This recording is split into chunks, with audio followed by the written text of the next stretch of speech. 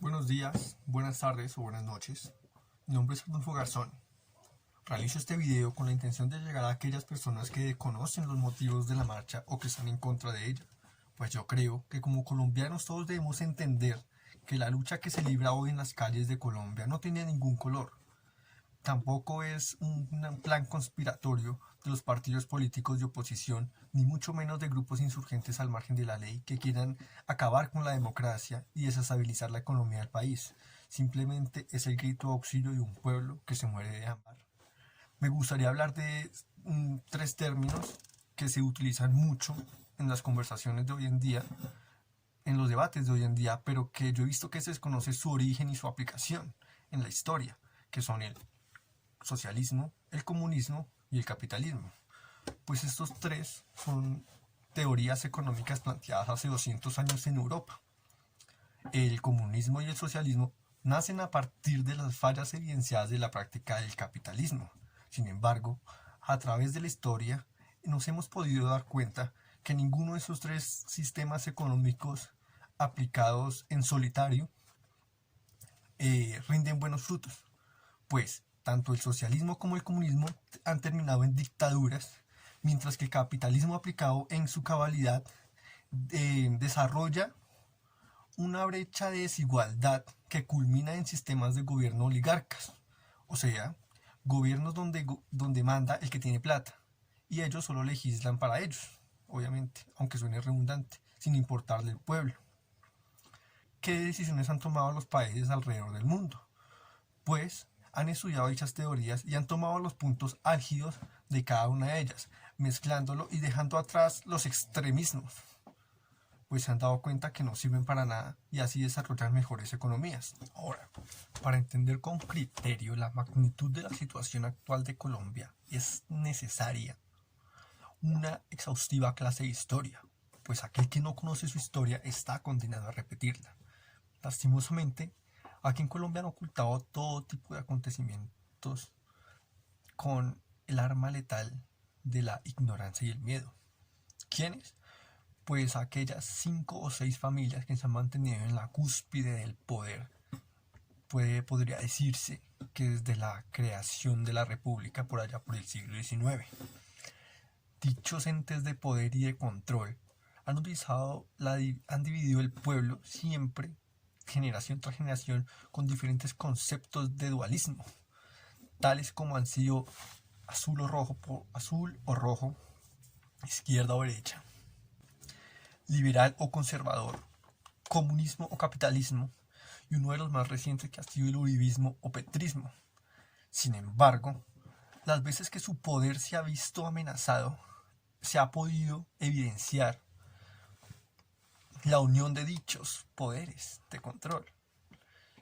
Sí, exacto. Los liberales y conservadores, los de izquierda y derecha, que ellos nos han planteado como enemigos, que nos han puesto a pelear entre nosotros, se han unido en diferentes épocas de la historia para, pues, para no, para que el pueblo no despierte, mejor dicho.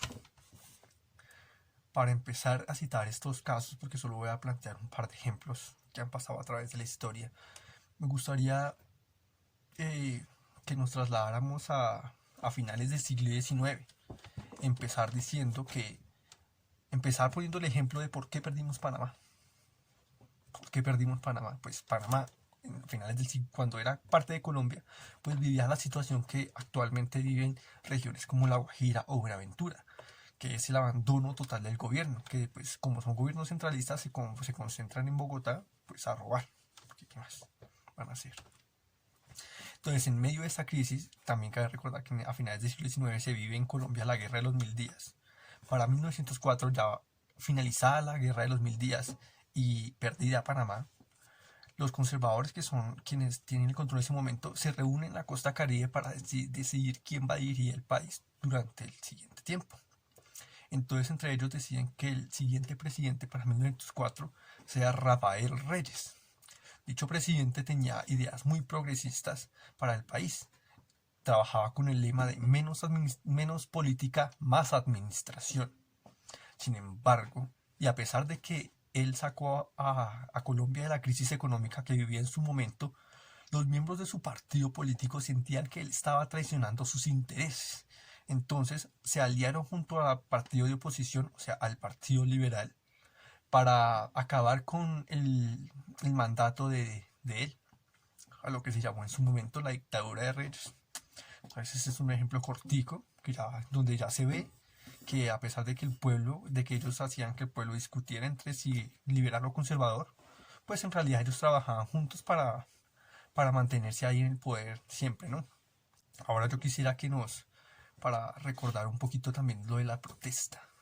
Pues en 1928, en Ciénaga, 25.000 obreros de la United Fruit Company, pues decidieron en octubre, y debido a que pues recibían salarios míseros, no tenían salud y trabajaban en condiciones de poca salubridad, pues que obviamente propiciaban todo tipo de enfermedades. Ellos decidieron pues realizar una huelga y no trabajar más para la Fruit Company hasta que ella cumpliera 9 peticiones que ellos tenían en un pliego, entre ellas las que ya acabé de mencionar. Entonces ellos, como se sentían abandonados por el Estado y oprimidos por la empresa, exprimidos por la empresa, pues ellos decidieron enviar una carta al presidente Abadía, presidente conservador del momento, a Bogotá. Enviaron una carta a Bogotá pues solicitando apoyo y pidiéndole que por favor él le exigiera a la empresa pues que cumpliera con las leyes colombianas de contratación y empleo del momento. Sin embargo, y quiero que enmarquen esta frase porque es algo que se ha repetido y que se repite hasta el momento, el gobierno conservador de la época de 1920 interpretaba esta petición como una conspiración comunista instigada posiblemente por oscuros agitadores extranjeros. El mismo discurso que se repite hoy en día, exacto. Entonces, como esa era la idea que él tenía de las peticiones y de la huelga, de las razones de la huelga de los obreros de la empresa extranjera, de la empresa estadounidense, pues en vez de apoyarlos, decidió enviar 3 batallones a cargo del general Carlos Cortés Vargas a Ciénaga. Aparte, dicho general tenía unos acuerdos desconocidos con la empresa, la Fruit Company, pues ella les daba a sus batallones comida y hospedaje que no les daba a los empleados, obviamente. Después de 2 meses de huelga y de no llegar a ningún acuerdo, la empresa la empresa extranjera, esta empresa extranjera, amenazaba al gobierno y le metía presión diciendo que iban a llegar buques de guerra con marines a las costas colombianas pues para defender su propiedad. Entonces, debido a esta presión e incitados por esto, el presidente decide decretar estado de sitio en Ciénaga el 5 de diciembre de 1928. Entonces, alrededor de la medianoche, el general Cortés Vargas junto a sus batallones se dirigen hacia el sitio de concentración de los obreros, que eran los vagones y en los vagones del tren. Y a pesar de que los obreros eran como entre 2.000 y 4.000 obreros que se encontraban ahí, algunos durmiendo, otros comiendo y otros charlando, pacíficamente, ahí sin armas ni nada.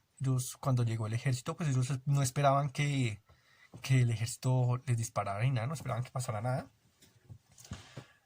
Entonces, pues, como el general les dio la orden que si en 5 minutos, les dio 5 minutos así, 5 minutos y no se mueven, como no les dio la orden que se movieran, que se fueran, como no le hicieron caso, pues abrió fuego. Alrededor de la madrugada se vieron como camiones de basura y vagones del tren ya activado se dirigían hacia el mar.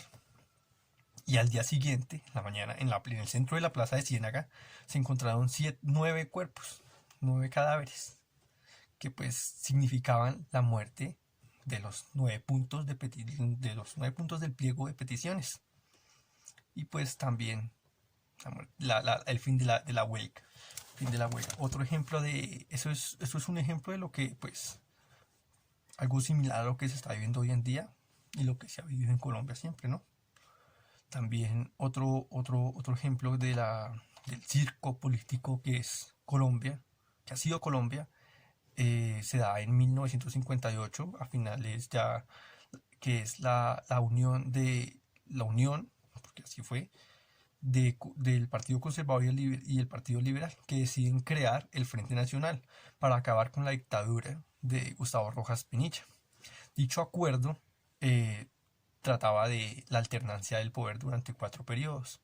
Entonces, primero empezaban gobernando los liberales, después conservador, después liberal.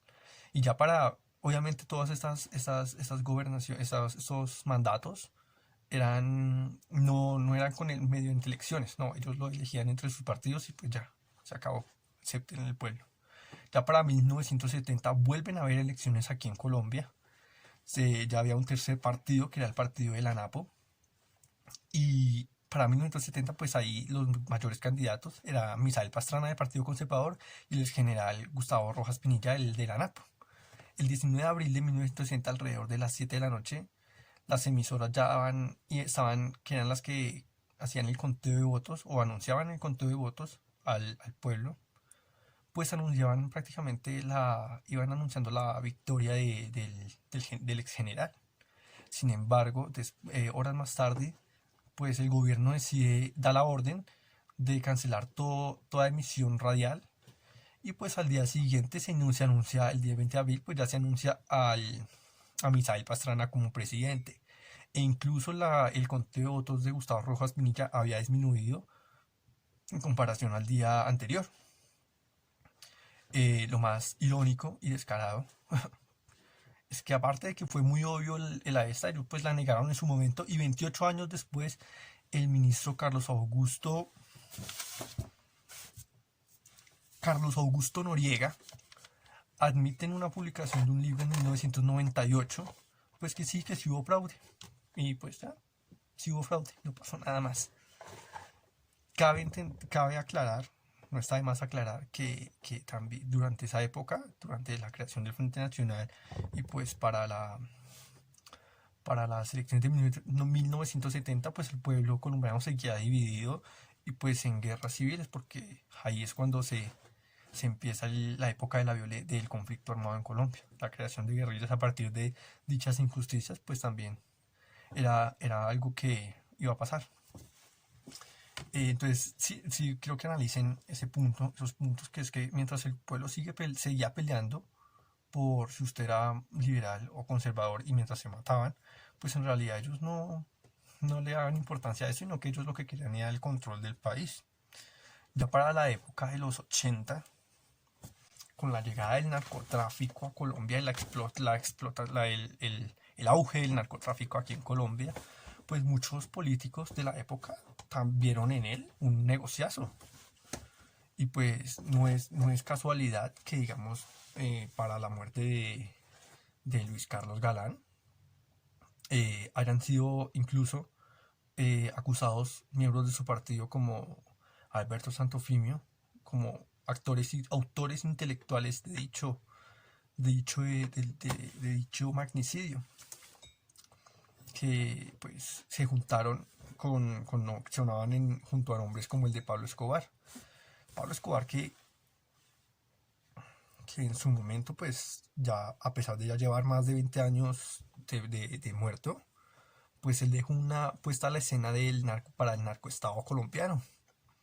No es casualidad que hoy en día varios presidentes, vicepresidentes, ministros, senadores y congresistas, hasta congresistas, tengan hasta lazos sanguíneos con paramilitares y narcotraficantes. No es por casualidad. No está de más aclarar que los acontecimientos nombrados son pocos, aleatorios, que pues están realmente muy resumidos y que a pesar de todo eso ya se puede evidenciar el patrón de control y manipulación que han utilizado con nosotros. También que todas estas injusticias solo han sido granitos de dinamita que han cargado la bomba social que explota hoy día en Colombia. Y a mí me gustaría preguntarle a aquellas personas que que se oponen a las manifestaciones, a los bloqueos. ¿Quiénes son los verdaderos vándalos? La United Fruit Company en compañía de las fuerzas militares, o los 4.000 obreros y sus 9 peticiones. Cosas que hay que analizar. Hay que admitir que una de las razones de que hoy estemos despertando es que nuestra generación es una afortunada en el sentido que, por lo menos, tenemos acceso a la educación y a la información. Todo al alcance de un clic en tu celular. Todo puedes encontrar y verificar toda esta información que les acabo de dar en internet, porque está ahí al alcance de todos. No podemos culpar a las generaciones anteriores a nosotros por haber llegado hasta acá, ya que ellos no tuvieron educación, ellos fueron amenazados, ellos fueron desinformados, fueron manipulados por un gobierno que cuenta la historia, la parte de la historia que le conviene. Un gobierno que justifica matanzas con el discurso del riesgo del comunismo. Un gobierno que ha manipulado a las personas a tal punto de creer que si un senador tiene más de 200 investigaciones archivadas en la fiscalía es porque le tiene envidia o porque quiere volver al país como Venezuela. Un gobierno que manipula los medios de comunicación a tal punto que las personas creen fielmente que exigir nuestros derechos constitucionales es un delito. Por favor, aquí en Colombia, aunque no les guste a algunos compatriotas, ya hay comunismo. Cada vez que el Estado interfiere en la economía es comunismo. Cada subsidio y cada apoyo que nos han dado, aunque ha sido poco, también es comunismo.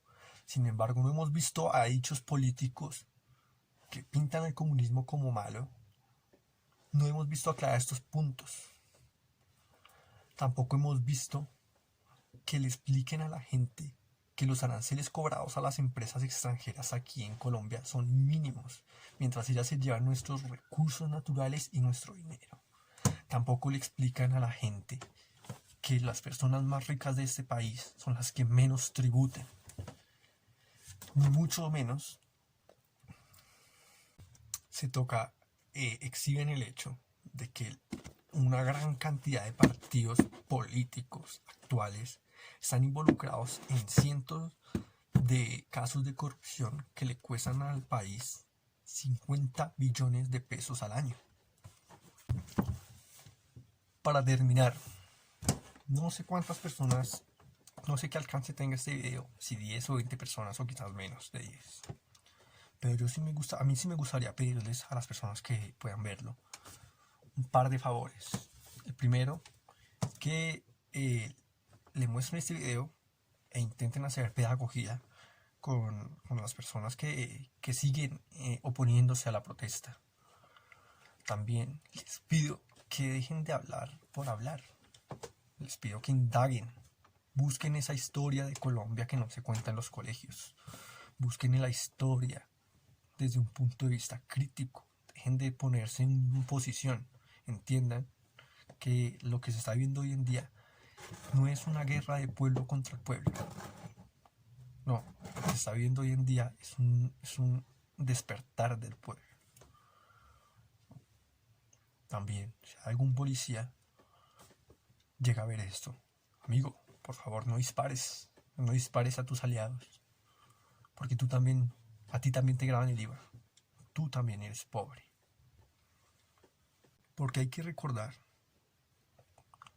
que el pueblo somos todos, militares, policías, médicos, bomberos, amas de casa, estudiantes, campesinos, indígenas. Todos somos el pueblo.